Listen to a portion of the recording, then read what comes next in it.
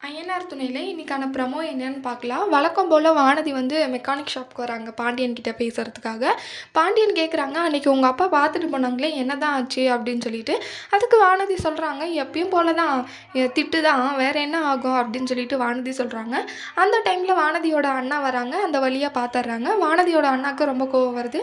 நேரா பாண்டியனோட வீட்டுக்கே போயிடுறாங்க வானதியோட அண்ணா. அங்கே போனால் சேரன் அண்ணாவும் சோழனும் இருக்காங்க.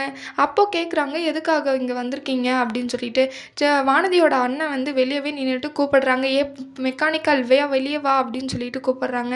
அப்புறம் சோழனும் சேரனும் வருவாங்க. "ஏன் என்னாச்சு, எதுக்கு இங்கே கூப்பிடுறீங்க?" அப்படின்னு சொல்லிட்டு கேட்குறப்போ, "இனிமே அந்த மெக்கானிக் என் தங்கச்சியோட பேசக்கூடாது" அப்படின்னு சொல்லிட்டு சொல்கிறாங்க.